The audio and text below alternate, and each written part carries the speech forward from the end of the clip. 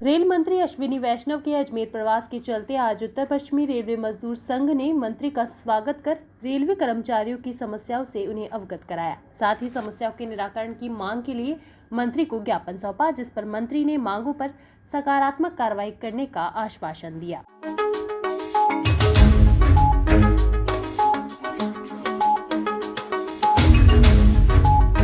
जी, आज रेल मंत्री जी के अजमेर आगमन पर उत्तर पश्चिम रेलवे मजदूर संघ ने उनको स्वागत किया।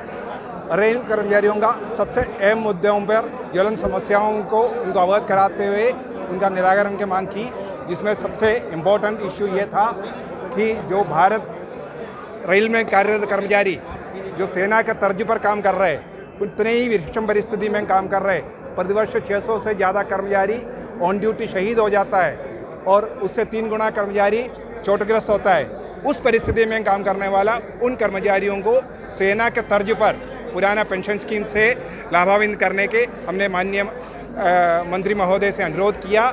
साथ साथ जो सुपरवाइजर्स का अपग्रेडेशन की माननीय प्रधानमंत्री जी के निर्देश पर 16 नवंबर पे उन्होंने जो घोषणा किया, उसको धन्यवाद देते हुए, जिसमें लेफ्ट ओवर कैटेगरीज को सम्मिलित करते हुए इस पर सुधार करने की मांग की।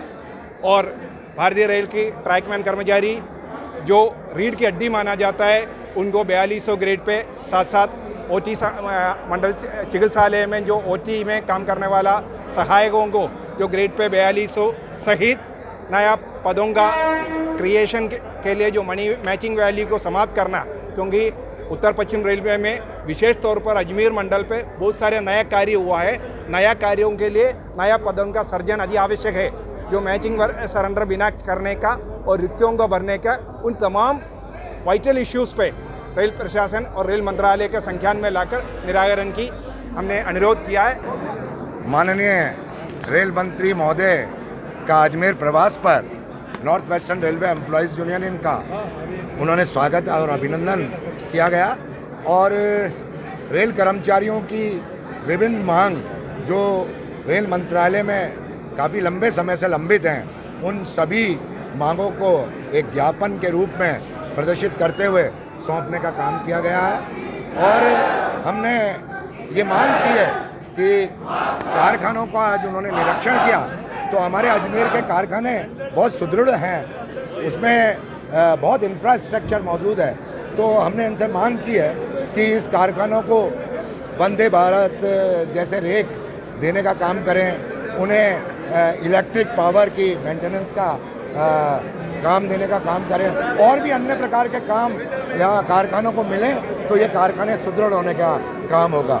हमने न्यू पेंशन स्कीम को रद्द करके ओल्ड पेंशन स्कीम को लागू कराने की मांग भी रखी है। हमने कहा है कि आपने अपग्रेडेशन अभी सुपरवाइज़र और सीनियर सुपरवाइजर्स को दिया है, लेकिन बहुत सारी कैटेगरी अभी भी छूट गई हैं, उन्हें भी देने का काम करें। और भी हमने बहुत सारी मांगे रेल मंत्री जी के सामने रखने का काम किया है।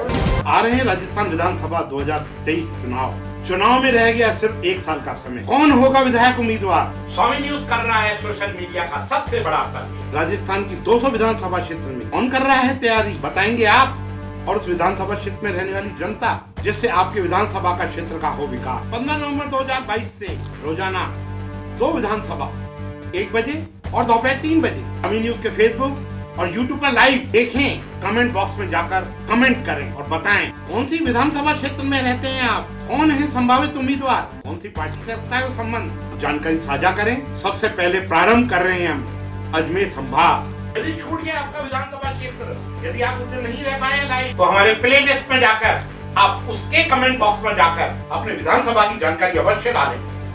ये जानकारी आप हमारे व्हाट्सएप पे भी दे सकते हैं। व्हाट्सएप नंबर है 9829010448।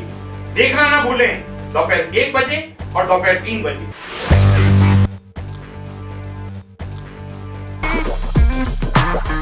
अगर नया वाहन खरीदना है तो चले आइए बत्रा बैटरी शोरूम, जहां आपको मिलेंगे नए मॉडल के इलेक्ट्रॉनिक स्कूटर, साथ ही हो बैटरी इलेक्ट्रॉनिक स्कूटर अलग अलग कलर के साथ मेटेलिक रंगों में उपलब्ध। साथ ही वाहनों के लिए सर्विस सेंटर भी उपलब्ध। तो देर न करें, आज ही संपर्क करें। बत्रा बैटरी, भगवानगंज चौराहा, अजमेर 9571204206।